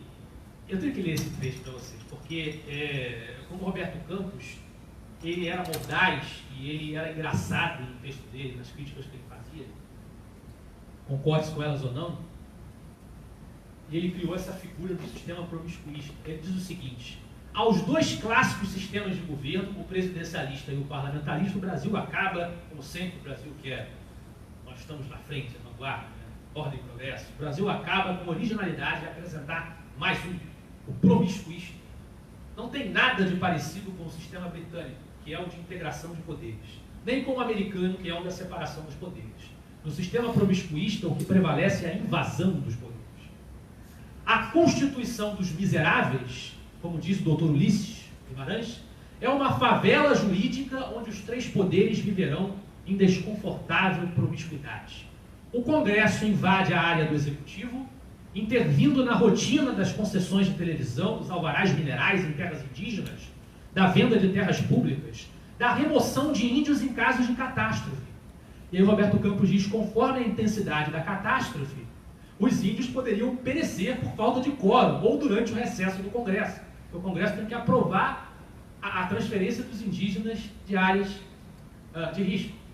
O Congresso aprovará não só tratados e acordos internacionais, mas quaisquer atos que acarretem encargos ou compromissos gravosos ao patrimônio nacional. Como essa gravosidade só pode ser determinada a posteriori, ficariam paralisadas operações de compra e venda, empréstimos e investimentos, à espera de decisões do paquiderme legislativo, que deixa inúmeros decretos-leis jazendo o sono dos justos nos túneis do tempo construídos pelo Niemeyer. Mais adiante ele vai dizer: também o judiciário é convidado para participar dessa promiscuidade, porque se criaram as figuras do mandado de injunção e da inconstitucionalidade por omissão. Através de uma ou outra dessas figuras, o cidadão comum poderá, na falta de norma regulamentativa, pleitear no judiciário os direitos, liberdades e prerrogativas constitucionais. O judiciário deixará, assim, de ser o intérprete e executor das normas para ser o feitor das normas, confundindo-se a função judiciária com a legislativa. O que se discute hoje? O que é que mais se coloca em discussão hoje? Bom, nesse quadro confuso ficou isso aí. O que Roberto Campos achava que devia ser? Uma parte nós já vimos, a questão da separação da chefia do Estado e da chefia de governo, mas algumas bandeiras que ele defendia. E também hoje, o que está se discutindo? Reforma política, como votar, como fazer as eleições. Ele também dizia que o ideal seria o distrital misto, muitos liberais têm defendido, e ele mostra a sua erudição no livro quando ele retoma um debate que aconteceu no Império, como é que a gente está sempre andando em círculos e volta para as mesmas questões. No Império, na época, em 1855, nos anos 50, ali na época do consenso saquareno, Gabinete de Conciliação, Marquês do Paraná, o Marquês do Paraná defendia o voto proporcional, que é o que está em vigência hoje. Perdão, defendia o voto distrital, puro. E Eusébio de Queiroz, da famosa lei Eusébio de Queiroz, defendia o proporcional. Aí um atacava o outro dizendo o seguinte: o Marquês do Paraná dizia que o voto proporcional, que é o que existe hoje, é o voto de enxurrada. Aquele voto que vai sugar um monte de gente que não tem a mesma representatividade, a mesma legitimidade que quem de fato recebeu os votos, né, o quociente dos votos. E já o outro disse para ele que o voto distrital povoaria o Congresso de notabilidades de aldeia, não formaria uma coesão partidária ou programática nacional. Qual é a solução para isso? Uma tentativa de solução seria um sistema que equilibrasse as qualidades, né, as limitações de um e outro sistema. O distrital misto, que era a experiência alemã, foi a inspiração do Roberto Campos. Partidos, como nós dissemos já no começo, não preciso nem me estender sobre isso, ele defendia uma cláusula de barreira para a representação, ou seja, para o ingresso dos partidos ao parlamento, a representação deles como parlamentares, mas não para a criação de partido, criação livre, como acontece nos Estados Unidos. Se vocês forem olhar estado a estado, tem partidos que são estaduais, partidos que defendem bandeiras que só interessam ao estado em que eles são criados. No entanto, é livre a criação. A criação, a defesa, a propaganda, só que eles não estão dentro da máquina. Eles entram na máquina se eles conseguirem expressão para isso. Previdência. Roberto Campos já defendia a opção por modelos que priorizassem a dimensão privada. Ele já observava a experiência chilena sobre o regime militar do Pinochet, o trabalho do Chicago Boys. Né? Isso muitos anos antes de hoje nós estarmos ainda nessa sinuca de bico, ainda preocupados com esse assunto, que ainda pesa sobre as nossas contas, ainda pesa sobre as nossas perspectivas. E, finalmente, do ponto de vista da educação, Roberto Campos defendia, já em 67, portanto, nós estamos falando da época em que ele é pintado como um grande keynesiano, um grande desenvolvimentista, e de fato tinha esses cacuetes, mas já em 67 Roberto Campos defendia, claro, o ensino primário obrigatório e gratuito, defendia, mas o ensino superior pelos vouchers. Se os vouchers fossem emitidos em favor das famílias, que livremente escolheriam os colégios e universidades, teríamos certamente uma substancial diminuição do grevismo docente e do beletrismo decorativo sem relação com a demanda de mão de obra do mercado. Ai, ai. A realidade das universidades ainda está muito presa a essas últimas 3 linhas que o Roberto Campos traz. E a receita liberal, que hoje começa a aparecer gente defendendo isso, nos anos 60, quando o Roberto Campos era o keynesiano, o desenvolvimentista, aquele que os liberais devem rejeitar por causa dos seus equívocos, já estava defendendo isso. Já estava defendendo essa bandeira. Ao remover quaisquer barreiras, aí voltando à questão da cláusula de barreira, a Constituição de 88 nos legou o multipartidarismo caótico, casa ao final da explanação com o começo, então nós mostramos os modelos partidários, nos legou um multipartidarismo caótico com partidos nanicos que não representam parcelas significativas da opinião pública, sendo antes clubes personalistas e regionalistas ou exibicionismo de sutilezas ideológicas. Aí o Roberto Campos faz um comentário, estou me lembrando aqui, ele diz que no Congresso, na época dele, tinha 3 partidos comunistas. E ele se pergunta, meu Deus do céu, para que 3 partidos comunistas? Será que o marxismo-leninismo, o comunismo ortodoxo, né? Não estou falando de New Left, não estou falando de política identitária, nada disso, socialismo do PSOL, não. PCdoB, PCB mesmo. Será que tem tanta gente na sociedade brasileira que defende essas ideias, que acredita nisso, comunismo, marxismo, leninismo, para ter 3 partidos representando? Então, ele observava, com todos esses partidos livres, de livre criação, livre representação, sem regras, sem limitações, não apenas para serem criados, agora tem limitação para a criação, mas para representação dentro do parlamento, acaba transformando tudo isso em feudos, em legendas de aluguel, que são propriedade de interesseiros, na maioria das vezes, que estabelecem a dificuldade da formação de maiorias, que é esse presidencialismo de coalizão que a gente tanto ouve falar. Conclusão. Tinha como terminar de outro jeito? É o que o Roberto Campos é por isso que ele vai ser útil hoje. Porque a gente vai ver através dele que as mesmas perguntas já foram feitas lá atrás. Ele observa na Nova República e na Constituição que há rege uma cultura mercantilista e anti-empresarial, uma ênfase na democratice em vez da democracia ali entendida, não no seu sentido democratístico, vamos dizer assim, no sentido radical, mas no sentido usual de algo que tem instituições. Estou falando de uma democracia, mas eu estou querendo dizer uma república aristotélica, no sentido aristotélico, com pesos, contrapesos, regras. Preferiu-se uma ênfase sobre os direitos onerosos, as garantias onerosas, direitos e garantias políticas, a participação, a eleição direta, como ele criticou, né? Um descaso pela defesa da dimensão do indivíduo contra imposições governamentais no plano econômico, cultural e social. Social, sobretudo.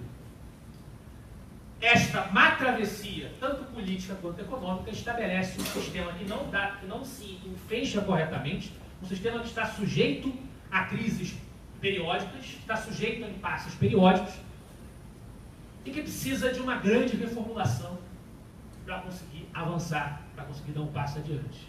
E está sempre à beira, a gente até conseguiu levar ele adiante por bastante tempo, mas hoje a gente vê, começa a pintar um certo desespero em alguns setores da sociedade. Então, o que estabelece isso, essa dificuldade toda, é toda essa conjuntura que se formou, que o Roberto Campos vai chamar de um anacronismo moderno. Ele vai dizer que inviabiliza o sucesso do sistema. Então, meus amigos, tiveram paciência de acompanhar esta síntese. O que isto nos diz?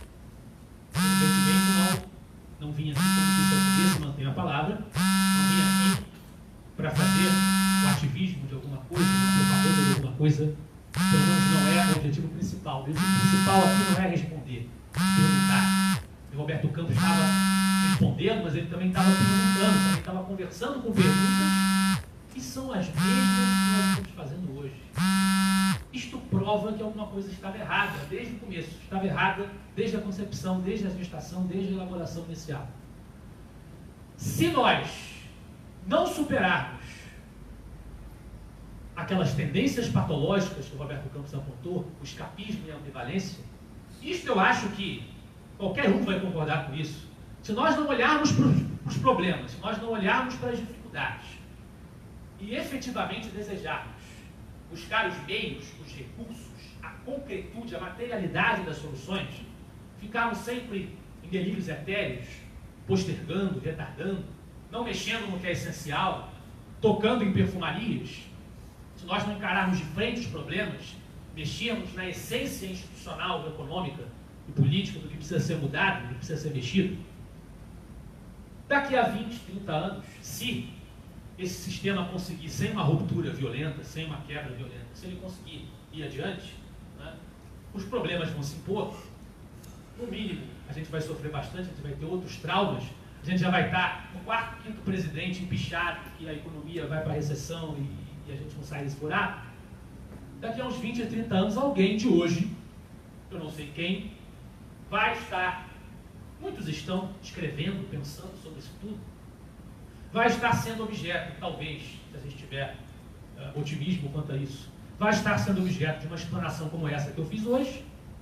Vão estar falando sobre o que ele pensou, sobre o que ele teorizou, sobre o que ele propôs, sobre o que se perguntava na época, os debates que ele travava, as questões que procurava responder. Alguém vai estar falando sobre isso e as perguntas, os problemas vão ser os mesmos. Mesmos temas vão estar sendo levantados. E a gente vai continuar esperando. Esperando o quê? Milagre. Eu espero que esse não seja o nosso rumo nas próximas décadas e que esse nó górdio da nova república, de alguma maneira, de preferência a menos traumática, a menos violenta, né, a mais parcimoniosa possível, que esse nó górdio seja resolvido. Para o bem de todos nós. Muito obrigado.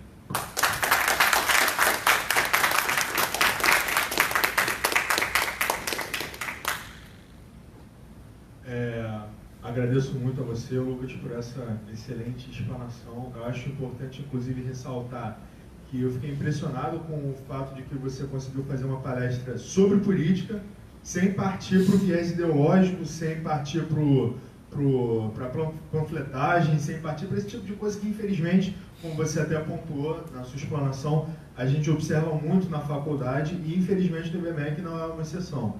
Infelizmente, a gente ainda vê que existem alguns temas, alguns debates que, quando são trazidos para cá, costumam descambar para esse tema.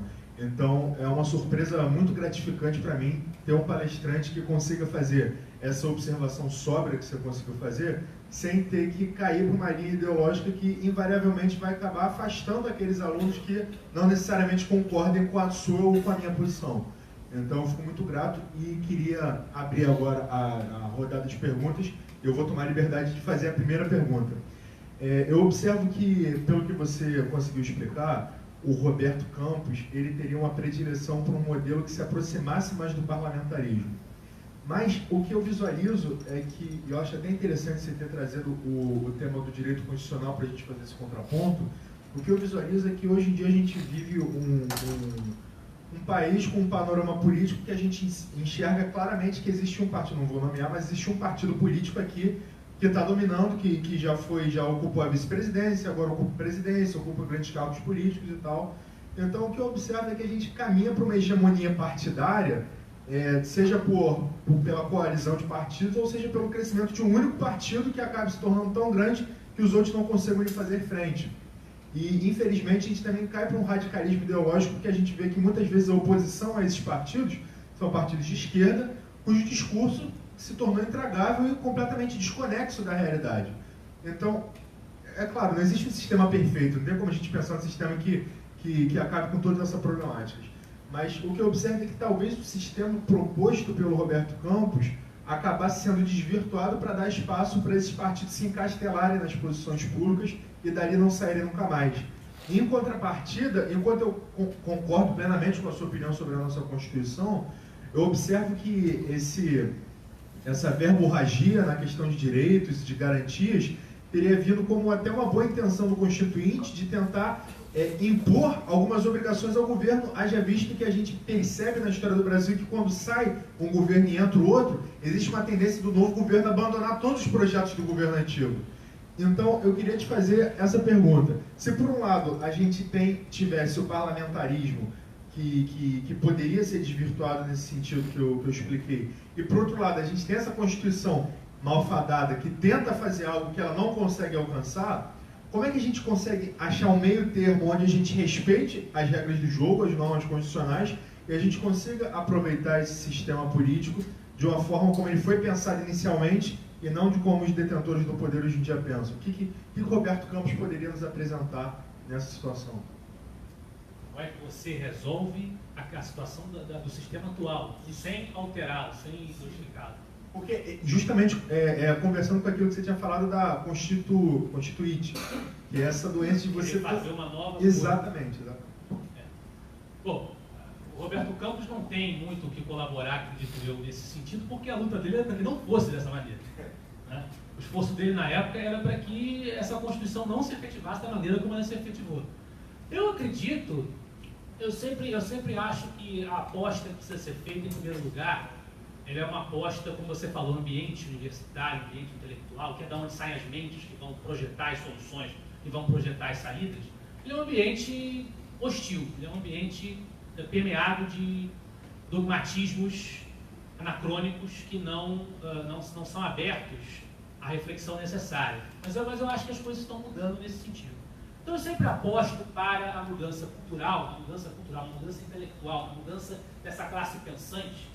Eu acho que precisa passar por isso, porque se o imaginário social, o imaginário ele é fabricado pelos pensantes, seja nas artes, seja na universidade, seja no jornalismo, se isto não mudar, se isto não for trabalhado, as questões concretas da institucionalidade, do sistema político, né, elas não são tocadas, não são mexidas.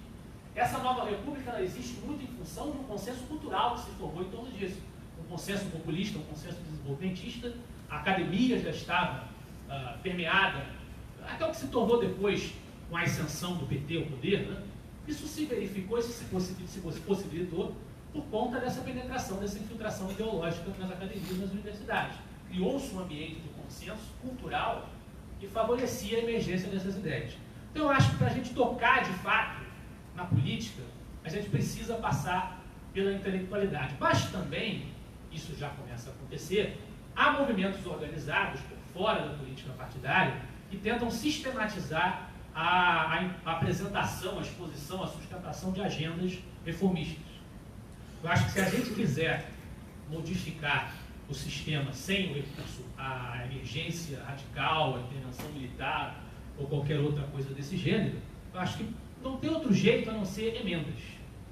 Você tem que procurar essas emendas através de movimentos organizados e por isso também passa a intelectualidade se modificando, porque esta agenda ela vai consolidar essas propostas, vai consolidar essas sustentações teóricas dessas agendas, para que haja implementação de emendas a essa Constituição, para que ela se torne mais viável. A reforma política também é necessária. Todos esses aspectos, todas essas questões, elas passam primeiro por serem pensadas com coerência, pensadas com honestidade, pensadas com a disposição efetiva de mudar as coisas. Então, a partir daí, os movimentos organizados pressionam e a gente pode ter modificações na política. Sem isso, a deixar as coisas pela mão dos governantes, pela mão de quem já está lá, eu acho que a tendência é que algumas reformas aconteçam às perfumarias, como eu disse, né? Coisas que você faz para você tirar o sufoco que você está sofrendo no momento, mas aquilo que vai mudar a base, que vai qualificar a base, não é do interesse de ninguém, do PMDB muito menos. Então, acho que para haver uma solução passa por aí. Passa por uma reforma das mentalidades, uma organização na sociedade civil, e aí a pressão na máquina pública, no mundo político propriamente dito. Querer que comece por eles é complicado.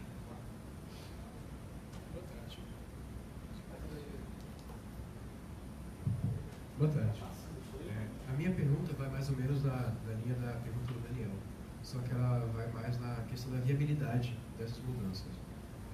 Na sua palestra, a questão dos ciclos foi citada mais de uma vez, e eu vejo a situação atual como a volta Acabou a bateria. Não, precisa não. Eu vejo a situação atual como a volta do... Mas desculpa, você falou em ciclos. Quais ciclos? Ciclos históricos. Tá. A volta de uma crise partidária, porque a agenda reformista hoje em dia é defendida por um governo que tem aprovação de um dígito e um candidato presidencial que não consegue chegar a liderar a corrida presidencial do seu próprio estado. Por outro lado, a gente tem a volta do que o próprio general Mourão, que deflagrou o golpe de 64 e escreveu o plano Cohen de próprio punho, das vacas fardadas, que incluía ele. E a doença populista e, enfim, já é clássica, né, no Brasil. Nesse cenário, como você disse, as emendas. Não é fácil aprovar uma emenda constitucional. Qual a viabilidade disso acontecer num cenário tão ruim para uma agenda dessa? Hoje não dá para aprovar nada, né? Posso ter intervenção no Rio. Não dá para aprovar nada. Então, a conversa só vai poder ser feita depois disso. Não, sim, eu falo mais do cenário para as eleições do ano que vem. Agora você falou em um candidato que não consegue aprovação no próprio Estado. Você está falando do Alckmin, imagino, né? É que a gente não sabe ainda qual vai ser de fato a candidatura do governo. O Alckmin não está fechado com o Temer. Pelo contrário, há um certo atrito entre eles. Né? Então ali você tem um certo centro fisiológico, vamos dizer assim, pulverizado em vários nomes. Você não sabe quais daqueles nomes vão decolar, se é que algum vai. Então é um cenário muito nebuloso, muito difícil de saber quais as forças em que a gente pode se apoiar para colocar alguém no executivo, né? Quem são o executivo, e defenda essas pautas. Porque eu acho que o liberal ele precisa olhar muito para o legislativo. O legislativo é o poder de interesse do liberal por excelência, porque é ali que as decisões centrais, as decisões da gastança, as decisões do executivo, elas vão ser contidas, elas vão ser enfrentadas. É ali que você tenta podar o poder. Então, eu acho que o legislativo tem que ser um foco de atenção, não apenas o executivo. Por outro lado, embora eu entenda as dificuldades do cenário que você aponta, eu acho que a gente também não pode deixar de reconhecer avanços que houve no debate nos últimos anos, porque você tem mesmo um desses candidatos, por exemplo, que são apontados como parte disso que se chama de onda populista, né? Ele anunciou um provável ministro da Fazenda tem bandeiras liberais bastante claras, bastante nítidas. Não se sabe qual vai ser a autonomia que ele vai ter para implementar isso no eventual governo. Mas o fato de haver um nome liberal sendo cotado por um candidato que não tinha nada a ver com ideias liberais no passado recente, né, isso prova que houve uma penetração das nossas ideias em espaços que antes não as prestigiavam. A criação de partidos liberais também mostra uma certa originalidade, um sopro de diferença nesse quadro. Então, eu prefiro, apesar da montanha de desafios e de dificuldades a enfrentar para que essas agendas necessárias se efetivem, eu prefiro enxergar o ponto positivo do crescimento de uma força organizada de pressão que pode vir a ter substância para que o que é necessário seja aprovado. A gente conseguiu, por exemplo, sem entrar no mérito de emenda constitucional ou de uma reforma propriamente dentro da máquina pública, mas há pautas já que conseguem congregar forças num espectro liberal, conservador, libertário, que até pouco tempo atrás não era viável. Por exemplo, essa questão do Facebook. Essa semana a gente teve essa polêmica dos fact-checkers, não vou entrar no mérito aqui, mas eu fiquei muito satisfeito de ver muitas forças, não só o Movimento Brasil Livre, que é um movimento organizado em torno de teses liberais, mas do Rodrigo Constantino, meu amigo lá no Weston, até o Olavo de Carvalho, todo mundo se mobilizou em torno dessa pauta. Se a gente tomar vergonha na cara, parar de perder tempo com futilidades e perfumaria, e se mobilizar da mesma forma, até com mais intensidade, por aquilo que importa, por causas que importam, por bandeiras que importam, e a gente conseguir provocar um reverberar disso na sociedade, eu acho que há razões para o otimismo. Mas a gente precisa saber fazer isso, a gente precisa ter disposição para fazer isso. Essa semana eu vi essa disposição aparecer numa questão que não vai ser mexida pela Constituição ou por uma emenda, mas é uma questão importante para a liberdade de expressão no Brasil e houve uma mobilização ampla em torno dela. Então é possível a gente fazer barulho. Eu acho que é o recurso que está à nossa disposição. É isso que eu faria. Não sei se eu fui na linha do que deveria, mas... Tudo bem? Professor? Professor não. Doutor, enfim. Doutor não, gente. Muito foi falado em amplitude constitucional. Você disse aí mesmo que as normas constitucionais elas são amplas demais, o número é extenso. E eu passo a imaginar uma hipótese na qual a Constituição fosse mais enxuta e mais simples, com normas mais simples e menos abrangentes. E passei a raciocinar e compreender, e talvez, não sei se por inexperiência minha ou incompreensão do assunto, será que com essa simplificação da Constituição, a redução do número de normas, a gente não deixaria lacunas abertas, a gente não acabaria dando uma liberdade para o magistrado, para o judiciário, acabar decidindo e acabar lesando, inconsequentemente, normas que, para a gente, como até mesmo você citou o lazer, não foi? O lazer, que é uma norma constitucional prevista e que não deveria ser prevista porque se trata de coisas simples. Certo? Será que, se não fosse previsto, se não fossem previstas essas normas, o magistrado, o judiciário, não acabaria lesando justamente por não estar expresso, estar em sua liberalidade? Essa é a pergunta. Bom, de forma geral, essas questões em que a Constituição se expande e onde o Roberto Campos entendia que elas não deveriam se expandir, como eu expliquei ali na palestra, são garantias onerosas. Então, elas têm que estar vinculadas a recursos que as viabilizem economicamente. O que eu posso te dizer é que tudo isso poderia ser devidamente tratado em leis ordinárias. Lei não é só a Constituição é a referência fundamental do Estado. A lei não é só a Constituição. E a lei, o magistrado também tem que se submeter a ela. E vai estar vinculado aos dilemas e aos dramas, aos problemas, às realidades do momento, e não você ter uma norma absoluta, como se ela fosse fundamental para o Estado, perene, um documento fundante, um documento magno do Estado. Você vai ter uma coisa ligada às circunstâncias, suscetível mais facilmente a modificações, de acordo com os cenários dos quadros que se desdobram, suscetível também de se adequar à disponibilidade de recursos para a sua viabilidade. Então, eu não vejo a limitação da Constituição como uma ampliação de riscos, até porque esses riscos já são vivenciados pela favela jurídica em que ela se configura. Então, eu acho que se a gente tem exemplos de sucesso em países com constituições enxutas, isso prova que é viável, isso prova que é perfeitamente possível. A nossa Constituição ela é uma exceção, acompanha o esforço da sua elaboração as características, salvo engano, da Constituição da Revolução do Cravo. Eu não tenho certeza, o Roberto Campos também fala disso. Já era uma Constituição inchada, anacrônica no tempo que foi feita, e a Constituição de 88 seguiu esse caminho. Então eu acho perfeitamente possível, perfeitamente viável, um regime em que você tenha o Poder Judiciário submetido à legislação, sendo essa legislação ordinária, essa legislação não sendo constante no documento magno do Estado, que é a Constituição. É isso que o Roberto Campos atacar. Não é não haver lei sobre as coisas. A lei vai haver, mas ela vai estar na sua dimensão correta, não inchando a lei fundamental, que é aquela que define a característica do Estado em si mesmo.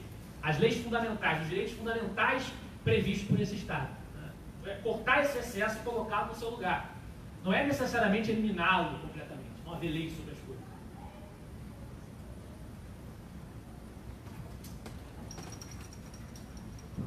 Eu tenho uma pergunta para fazer, mas contribuindo um pouco com essa discussão, a imagem que eu tenho de Roberto Campos, quando ele fala dessa constituinte, né, que é muito própria de modelos que são de origem latina, né, da civil law, né, que a gente observa, assim, a França tem um histórico de 17 constituições, enfim, e o constitucionalismo latino-americano, né, e até você tocou nesse assunto, neoconstitucionalismo latino-americano, que trata de questões ainda mais abstratas, ainda mais, digamos assim, absurdas estarem na Constituição. A exemplo da Constituição Boliviana de 2009, que trata a mãe natureza como um sujeito, ente de direitos, enfim. É muito, muito curioso, né? Mas a visão que eu tenho desse Roberto Campos apontando esse problema é pré-Constituição de 88, né? Em que ele tinha uma imagem de uma Constituição de 88 que, por mais que não seria o ideal, de acordo com o que ele defendia, que deveria se adequar a Constituição aplicada na ditadura militar e podar esses mecanismos autoritários para formar uma nova Constituição sem muitas rupturas, eu acho que a maneira institucional que a gente tem, a prática institucional que a gente tem hoje, de um STF que molda, né, consegue ter um poder de plasticidade sobre a nossa Constituição de tal maneira que eu acho que é inevitável que a gente discuta terminar essa fase horrenda dessa Constituição de 88 e tentar começar uma nova com uma carta mais simples, uma carta que que contemple um rol cada vez maior de direitos, né, de prestação negativa do Estado, que o Estado simplesmente não deve interferir,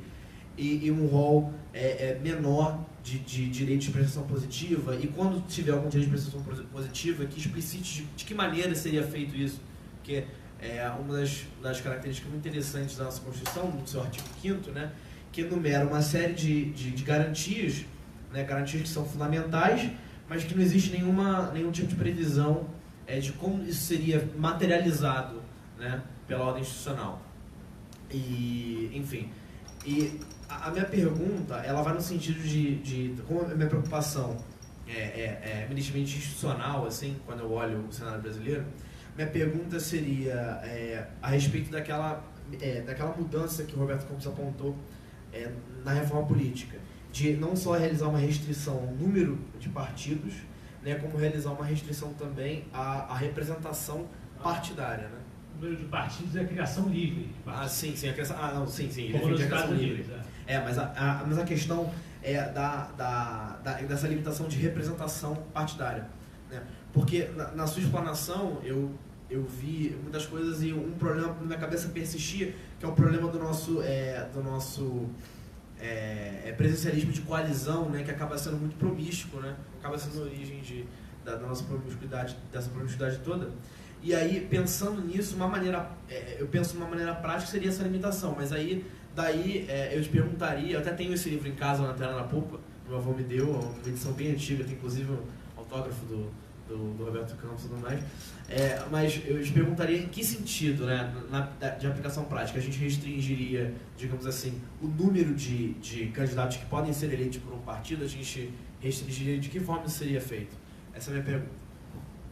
Bom, primeiro, sua observação perfeita, os seus comentários foram perfeitos. Realmente o Roberto Campos fala sobre essa tradição constitucional latina, ele aborda essa questão da origem disso tudo, de ser assim, passa por esse conjunto cultural latino. A questão do STF se substituir ao legislativo de fato e ignorar as limitações da Constituição, muitas vezes sai da cabeça deles a decisão, né? Isto é prova, mais uma, que as Constituições não valem. A persistência nesse hábito de não fazer com que as Constituições valham. Eu sou um pouco covarde em comparação com você. Eu tenho medo de falar em fazer uma nova Constituição, porque eu tenho medo das pessoas que vão fazer essa Constituição. Eu tenho muito medo da emenda sair pior que o soneto. Mas eu infelizmente, ao fim e ao cabo, sem a coragem de declará-lo, né, eu tendo a concordar com você que a gente pode acabar realmente precisando resetar. Né? Não é o que eu gostaria que a gente fizesse. Eu tenho muito medo do que vai sair daí, porque eu não confio nas pessoas que estão ali hoje, no quadro, para fazer uma nova Carta Magna para o Brasil. Mas realmente eu tendo a concordar com você que pode ser que o buraco seja tão fundo e não tem outro jeito senão fazer uma Constituição de 2020 ou 2022. Pode ser que seja necessário mesmo. Agora, sobre a representação, confesso a você que eu não me recordo objetivamente quais são os critérios que o Roberto Campos sugeria para qual seria a representação, o critério de representação dos grupos parlamentares. Isso varia de acordo com onde essas cláusulas são estabelecidas. Eu confesso para você que eu não me lembro qual é o caminho que o Roberto Campos preferia. Eu sei que ele defendia mas isso está escrito na Lanterna da Forca. Se você abrir o seu livro, você vai encontrar a explicação dele. Aqui, no momento, eu não me recordo exatamente qual era o critério que ele defendia. Mais perguntas?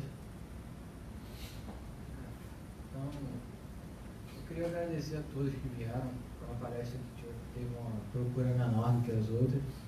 Queria agradecer ao João, da Casa dos Colibris, que entrou em contato com o Lucas Berlanza para trazer aqui. Foi uma das melhores palestras, mesmo que eu tenha me ausentado em alguns momentos para resolver alguns problemas. Eu queria agradecer muito ao Lucas Berlanza por uma palestra muito boa. Queria agradecer ao Daniel, ao Rodrigo por ter feito todas as imagens do evento. Queria agradecer ao Rafael, que ficou lá fora, a todos os membros do NAED que compareceram, ao PH, ao Miguel. E eu queria pedir desculpa a todos pela minha dificuldade de oratória que teve durante essa semana. E, além disso, essa vai ser a primeira semana de muitas, e o NAED veio para ficar. E agradeço a todos por comparecer. E só para lembrar, que nós estaremos fazendo um sorteio, daqui a pouco será publicado no Instagram uma foto do sorteio desse livro da palestra de ontem. Eu agradeço a todos e o Daniel vai falar um pouco com vocês. Também no final desse evento, que foi o nosso primeiro, a gente se deparou com muitos desafios. A gente nunca tinha organizado palestras, então alguns dos percalços no caminho a gente teve dificuldade para lidar, mas graças a Deus a gente conseguiu superar todos os obstáculos que se impuseram no nosso caminho. E nada disso seria possível sem o esforço, o trabalho de todos os membros do nosso grupo, especialmente ao do Habib, que foi o cara que correu atrás dos eventos, o cara que chamou os palestrantes, que fez os contatos. Então, se alguém merece os parabéns por isso, com certeza é ele. Mas todos os outros membros do NAED também estão de parabéns. Tiveram aqui sempre solícitos, sempre disponíveis, sempre que a gente necessitou, eles se propuseram a ajudar.